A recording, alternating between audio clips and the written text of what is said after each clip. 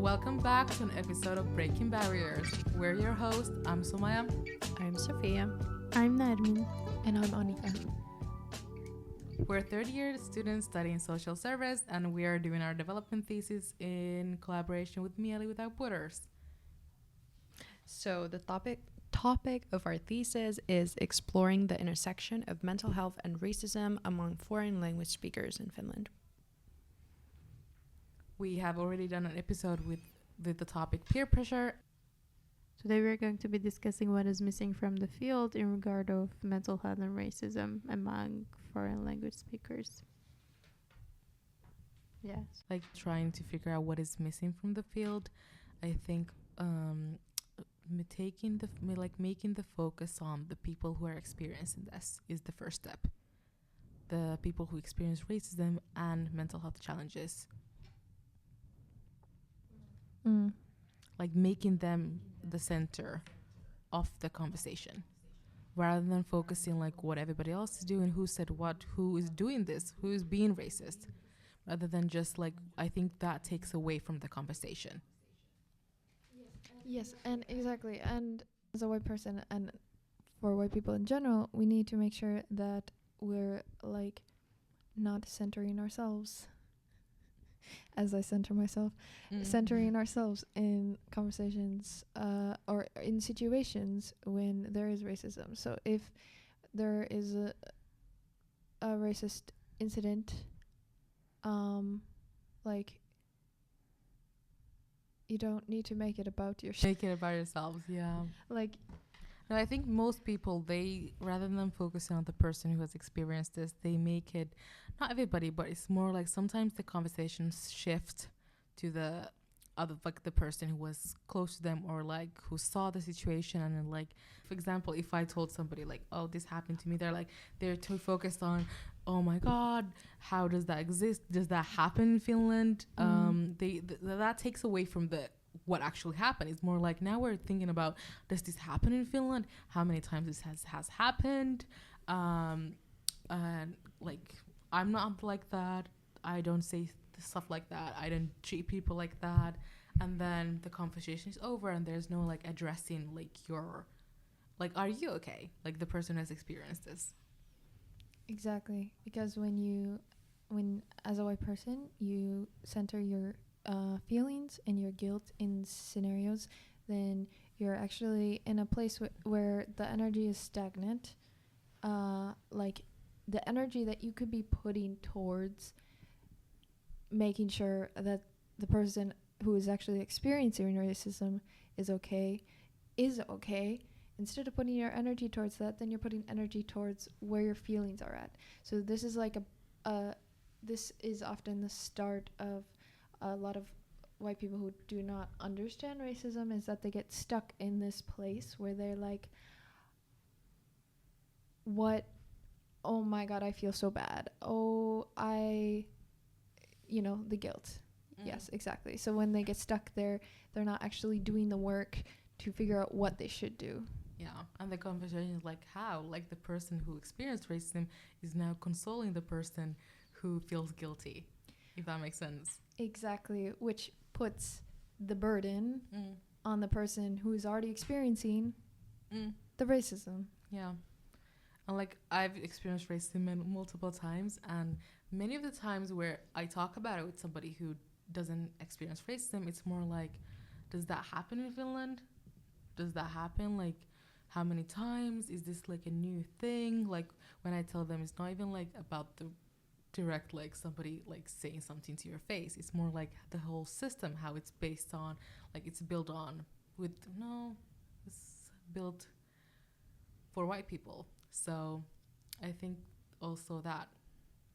Yeah, like exactly, like microaggressions exist and they're just as detrimental to people as to POC as like maybe direct actions of racism or like specifically in your face. And there are studies to prove this as well, that over time it is detrimental to your mental health. Yeah. And also, one example that comes to my mind is when the last summer with the whole government, the news were interviewing people. And I was like, oh, the interview must be nice. They were interviewing people who were white and asking them if racism exists in Finland. So that was an interesting conversation. Like, how is that relevant? And then they were like, no, I don't see it. I've never witnessed it. And it was so, it's not even funny. It was more like interesting to see that that's how, like, that's the people we ask who experience racism in Finland. And that brings up the idea that people always bring up is reverse racism, and it does not exist. Does not.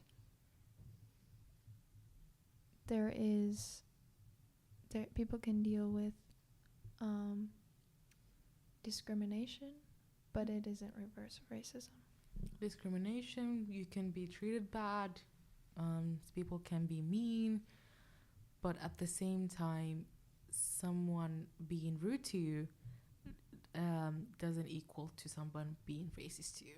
It's like a total different conversation. And I think that is what people are also missing. Yes, exactly. That it's not just an individualized issue, it is a systemic issue. And because racism is a systemic issue, it holds way more weight than like discrimination that one would experience as a white person. Another thing that is missing is making the existing services more visible. This was mentioned by the professional that we interviewed. Yeah, but like more resources available, and I think they need to be developed with the target's needs in mind. Yeah. The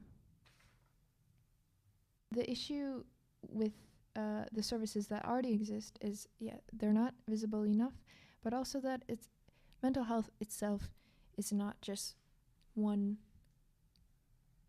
like simplified issue. It is in connection to everything. So when somebody's mental health is declining, it is often, or one could understand that a person needs a lot of different resources in a lot of different ways. And those resources, if they're allowed to have, if they get the necessary resources, that their mental health can get better. Like housing, proper assistance, and with the government cuts. I think with the cuts, with the social and health sector, I think the cuts are going to be affecting more people now. Yes. The services were already insufficient, but now with the cuts that we're expecting, it's going to be worse than that. Yes, exactly. So it kind of begs the question on what society deems as necessary and unnecessary. And if people literally just living their life is deemed unnecessary. One thing that the professional that we interviewed mentioned is that you can think of, for example, people who work for Wolt.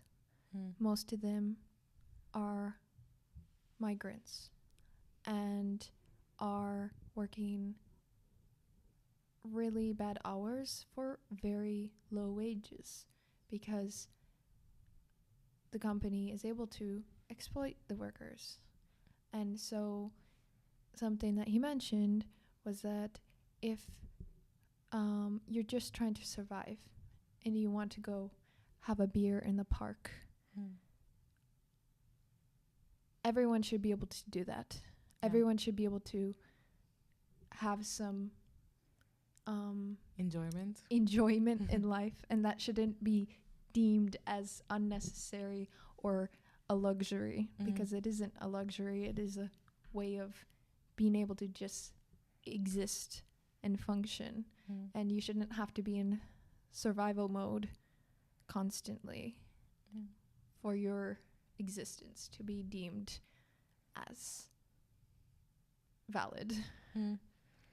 But I think with the government making these cuts, I think it's showing to everybody, I hope so, that mental health and these kind of services are not the main priority.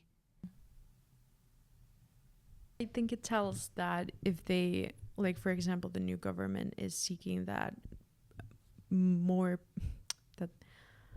most people as possible would be at work, so that I don't think they're taking into account, like, for example, like non-Finnish speaking population, that the Finnish society wants them to, like, integrate as fast as possible and get into working life as fast as possible, is not taking into account that how much racism and all that discrimination, like, systematically already affects those people's, like, how well they are, like, treated in the working life, how much they have, like, mental capacity to, like, deal with different kinds of situations.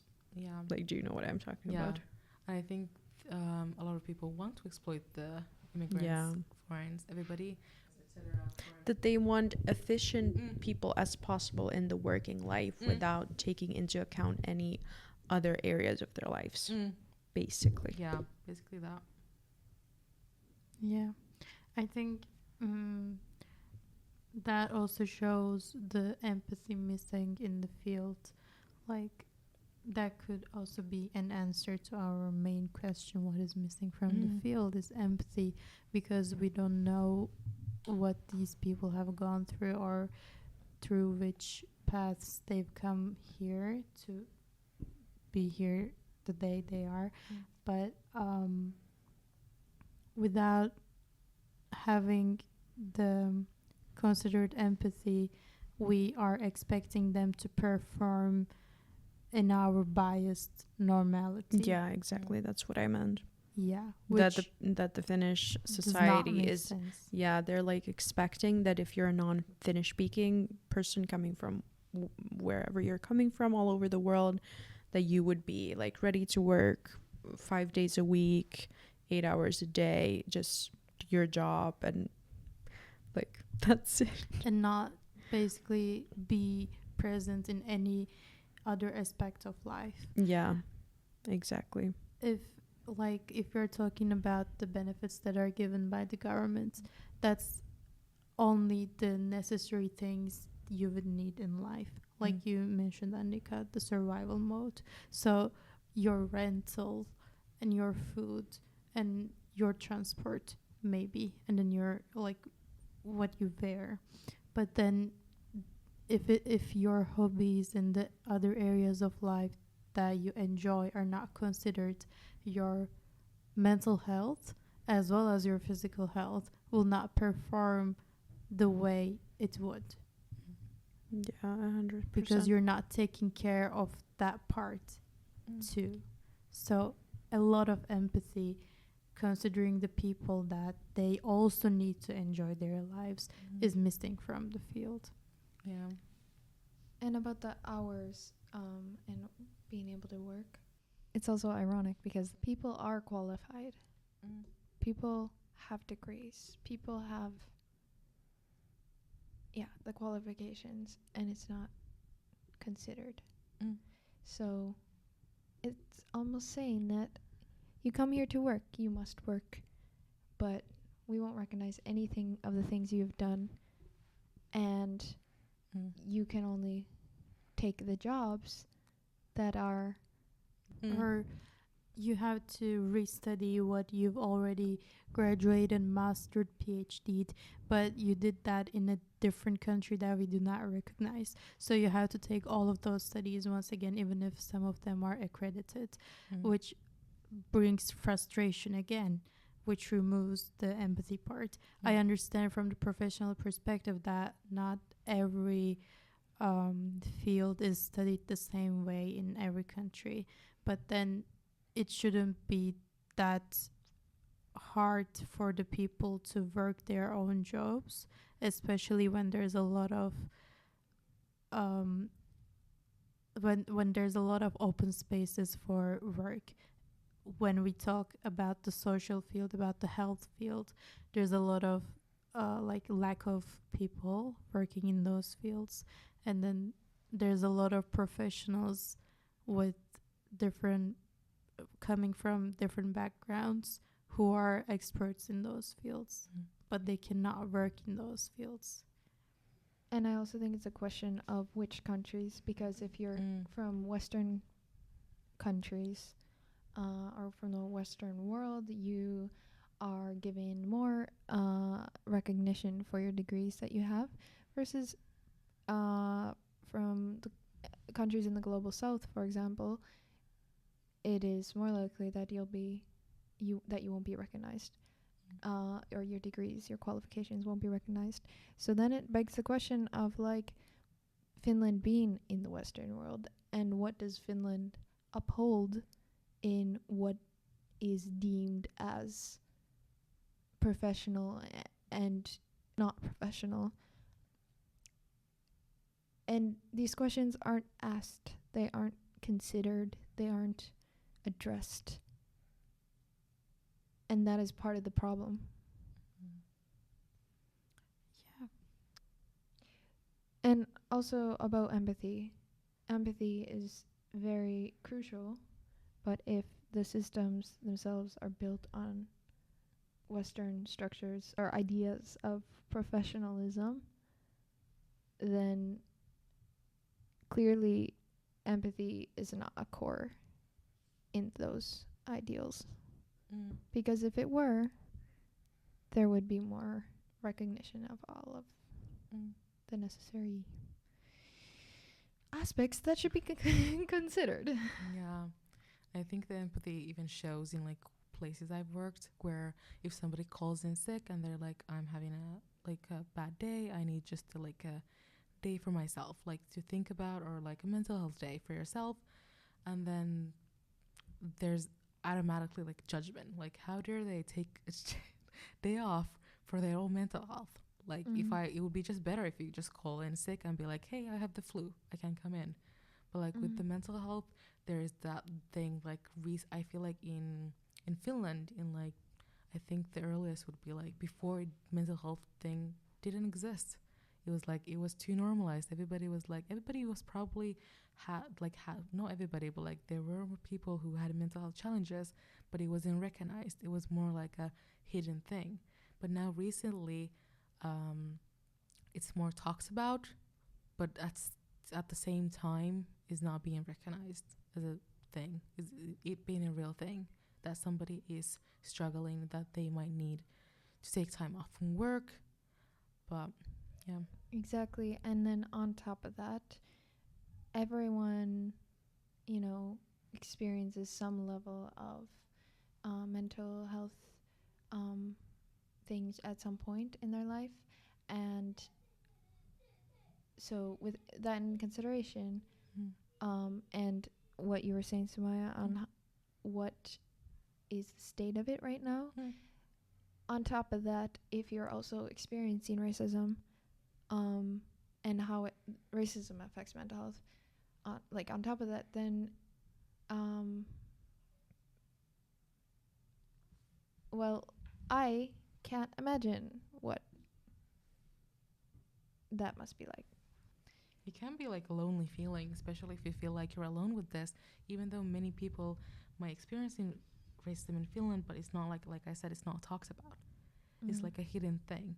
So you actually, like, unless you like discuss with your family or your close friends, then maybe, but like other than that, sometimes you feel like you're on your own with this. And then you can even like comprehend like trying to get help. Because it's like nobody else is talking about this, like this might be just me thing, like this can only happen to me.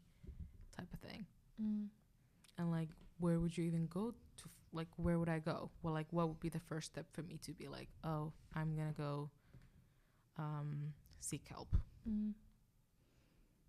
Yeah. And also, I think something else that the professional mentioned in relation to that was, in previously also mentioned, is the smaller towns, and yeah, how it's so focused in Helsinki, the representation, but yeah, I think that is also to I guess say again, but what is missing is in smaller towns there should be more push for recognition on this. Yeah, I know somebody who studies in Joensuu, and she has lived her whole life in Helsinki. But like the second she went to Joensuu, the treatment was different. There was more stares, like microaggressions, maybe even like direct verbal harassment, and it was just there was like the whole concept of racism was a new thing for them in Joensuu. Yeah, and I think it's like important to recognize that if we're talking about Finland's context, only because most of the people live in like outside of capital region, like most of the population does not live here. So yeah, it's an important take on that. Yeah, there's other cities than Helsinki. Imagine that. Imagine that. Imagine that. But yeah, I think, but like I think what Nermin said was fit the best, like empathy, the lack of empathy, showing and understanding with people's struggles and challenges, and try and provide them the services that they need. And listening is critical. Listening is critical. Yeah, but I would also emphasize the urgency of like addressing these gaps to ensure that there is like mental health support for those who are affected by racism. And like, I think to summarize our conversation, advocacy, collaboration with NGOs, assessing the needs, discussing with people, and yeah, so there's like an access and quality of care in the mental health field, and there's can be like an actual change. Yeah, but thank you so much from my side from this very interesting talk that we've had with these 2 episodes. Yes, thank you for listening. Breaking Barriers. We're your host, Sumaya. I'm Sofia. Nermin. And I'm Annika. Yes, thank you for listening. Bye. Goodbye. Bye. Bye.